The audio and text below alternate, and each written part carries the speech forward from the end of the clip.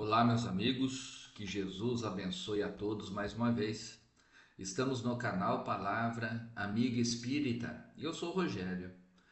Nós, dando continuidade ao estudo que estamos fazendo do livro O Céu e o Inferno, ou Justiça Divina segundo o Espiritismo, nós encerramos no último encontro o capítulo 2, que abordamos as evocações dos espíritos considerados felizes, né? Que estão numa condição de equilíbrio, de paz espiritual. Nós vamos iniciar hoje o capítulo 3, cujo título é Espíritos numa condição mediana. Bom, nós já antecipamos aqui, então, o que caracteriza um espírito na condição de felicidade, de paz de espírito, paz de consciência no plano espiritual, são aqueles espíritos que cumpriram o seu dever aqui na existência material, no sentido de darem vazão, de se relacionarem com o seu próximo, exteriorizando o sentimento de amor, tratando com respeito, cumprindo as leis de Deus, colocando em prática os ensinamentos do Cristo. Cada qual com a sua realidade, cada qual com seu esforço próprio, suportando as dificuldades que são inerentes da condição de espíritos imperfeitos ainda, enquanto estão aqui na existência material. Mas retornando à pátria espiritual, esses espíritos que cumpriram com seus deveres, com as missões, que procuraram tornar o seu tempo útil em relação ao convívio com o seu próximo, colaborando para uma melhora da sua sociedade, do seu tempo, eles estão numa condição de felicidade no plano espiritual quando retornam para lá. Consciência tranquila, recebidos com grande festa pelos parentes que os antecederam e que se encontram no plano espiritual. Em relação ao que nós vamos iniciar hoje, são aqueles espíritos que estão numa condição mediana. O que significa isso? Nem tanto são felizes, com a consciência plena da missão cumprida, mas também nem tanto sofredores, porque algo fizeram, se esforçaram em realizar, em relacionar da melhor maneira possível, mas cometeram seus erros. Mas mesmo assim, em retornando à pátria espiritual, estão numa condição mediana, de uma paz relativa, de uma consciência que cobra que podia ter sido melhor, que podiam ter feito melhor, ter vivido a existência material de uma maneira diferente, olhando mais para o próximo, exteriorizando um pouco mais o sentimento de amor ao próximo. Então, uma característica que nós observamos nesses espíritos que estão numa condição mediana de felicidade, na pátria espiritual, é a questão da consciência. A consciência que, apesar de terem realizado, podia ter realizado mais. A consciência que acusa que perderam tempo. Então nós vamos ver agora algumas evocações nesse sentido. E a que vamos abordar hoje é a evocação realizada do espírito José Bré. Ele faleceu em 1840 e foi evocado em Bordeaux em 1862. Olha quanto tempo depois ele foi evocado. Por sua neta. Era um homem honesto, segundo Deus ou segundo os homens? E a evocação se inicia dessa forma: Caro avô, quereis dizer-me como estais entre os espíritos e dar-me alguns detalhes instrutivos para o nosso adiantamento? E ele responde: tudo o que quiseres, minha cara criança, expio a minha falta de fé. Olha, que ele já dá um informe da condição que ele se encontra no plano espiritual. Não é de felicidade, não é de consciência tranquila, mas ele diz que expia a falta de fé. Expia significa que ele sofre as consequências da maneira como viveu, pela falta de fé. E continua: mas a bondade de Deus é grande, leve em conta as circunstâncias. Eu sofro, não como poderás entendê-lo, mas de desgosto por não ter empregado bem o meu tempo na terra.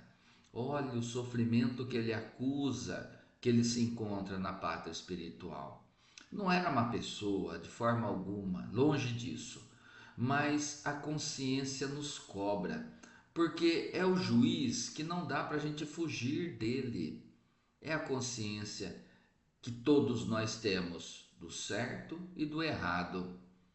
E assim, esse espírito nos confirma essa realidade, porque retornando à pátria espiritual, não dá para fugirmos da realidade. Não dá para fugir, porque o nosso juiz interior, a nossa consciência, ela é muito severa conosco. Então, no caso aqui do espírito José Bré, ele diz isso justamente, que a consciência o acusa, é o sentimento de culpa, é o sentimento de culpa pelo tempo perdido, pelo mau emprego do tempo enquanto esteve na existência material. Pergunta: como não o empregastes bem? Sempre vivestes como um homem honesto. Olha só a neta afirmando isso, sempre vivestes como um homem honesto.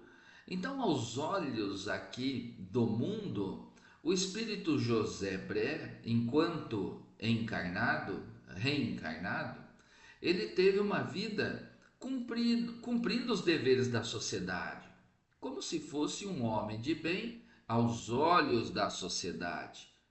Mas aos olhos do Pai, ou perante as leis de Deus, é diferente. Então as ilusões desse mundo se perdem no retorno à pátria espiritual. E ele responde: sim, do ponto de vista dos homens, mas há um abismo entre o homem honesto diante dos homens e o homem honesto diante de Deus. Queres instruir-te, querida criança? Vou tratar de fazer-te sentir a diferença. E na sequência, o espírito José Bré nos relata a diferença entre ser honesto perante a sociedade em que estamos, reencarnados, e ser honesto perante Deus. E ele continua: entre vós é considerado como homem honesto quando ele respeita as leis de seu país. Respeito elástico para muitos. Quando não faz mal ao seu próximo, tomando-lhe ostensivamente o seu bem. Mais frequentemente se lhe toma a honra e a sua felicidade sem escrúpulo, do momento em que o código ou a opinião pública não pode alcançar o culpado hipócrita. Quando se pôde fazer gravar sobre a sua pedra tumular as lenga-lengas de virtudes que são louvadas, crendo-se haver pago sua dívida à humanidade. Que erro! Não basta, para ser honesto diante de Deus, não ter infringido as leis dos homens. É necessário, antes de tudo, não ter transgredido as leis divinas. Então, neste parágrafo, ele nos apresenta essa realidade, né, que nós vivemos. Na ilusão das questões que a matéria proporciona, que a vida que a existência encarnada aqui nos apresenta, muitas vezes nós achamos que nós estamos quites, que nós estamos fazendo o correto, porque eu cumpro todas as leis, né? Eu procuro ser uma pessoa que é religiosa, até cumpro com minha obrigação de ir a um templo religioso, cumpro com as minhas obrigações de pai de família, de mãe de família, cumpro as obrigações perante o meu próximo, mas as obrigações que aos olhos da sociedade são suficientes. E ele diz aqui que não são. Não são. Porque a nossa realidade em retornando à pátria espiritual, a nossa consciência vai nos acusar, dizendo: eu cumpri o que era esperado, o que é o normal de viver em sociedade. Ora, se espera que todos aqueles que vivem em sociedade cumpram as leis da sociedade. Isso é o suficiente para viver em sociedade, mas para almejar uma lapidação, almejar uma renovação íntima, moral, espiritual, é muito pouco, não é suficiente. Por isso, em retornando à pátria espiritual, o sujeito que assim viveu leva uma rasteira, se surpreende, porque acha que será merecedor de grande felicidade estando no plano espiritual, em retornando à pátria espiritual, mas vai se deparar com uma realidade diferente, onde a sua consciência irá lhe acusar o tempo perdido, porque nós poderíamos ter feito muito mais e muito melhor aqui. E na sequência diz assim: o homem honesto diante de Deus é aquele que, cheio de devotamento e de amor, consagra a sua vida ao bem, ao progresso de seus semelhantes. Aquele que é animado de um zelo aurido no objetivo é ativo na vida, ativo para cumprir a tarefa material que lhe foi imposta, porque deve ensinar aos seus irmãos o amor ao trabalho. Ativo nas boas obras, porque não deve esquecer que é apenas um servidor, a qual o Senhor pedirá contas, um dia, do empregado de seu tempo. Ativo no objetivo, porque deve pregar pelo exemplo o amor ao Senhor e ao próximo. O homem honesto diante de Deus deve evitar com cuidado essas palavras mordazes, veneno escondido sob flores, que destroem as reputações e frequentemente matam o homem moral, cobrindo-o de ridículo. O homem honesto diante de Deus deve ter sempre o coração fechado à menor levedura do orgulho, da inveja, da ambição. Deve ser paciente e doce para com aquele que o atacam. Deve perdoar do fundo do seu coração, sem esforços e, sobretudo, sem ostentação, a quem quer que o haja ofendido. Deve amar o seu Criador em todas as suas criaturas. Enfim, deve pôr em prática este resumo tão conciso e tão grande dos deveres do homem: amar a Deus acima de todas as coisas e ao próximo como a si mesmo. Então aqui o espírito José Bré, ele apresenta a realidade que ele se encontra no plano espiritual, o sentimento de culpa pelo mau emprego do tempo em que permaneceu na existência material e dando uma lição, trazendo esse ensinamento para sua neta e para todos nós que temos acesso a esse conhecimento agora, do que é ser honesto perante a sociedade e ser honesto perante Deus. Ser honesto perante a sociedade é o mínimo que se espera de todos aqueles que vivem em sociedade. Isso não nos tornará pessoas melhores em retornando à pátria espiritual. Não. cumprimos um dever básico, mínimo, simples, né? Mas nós devemos buscar sermos honestos perante o Criador.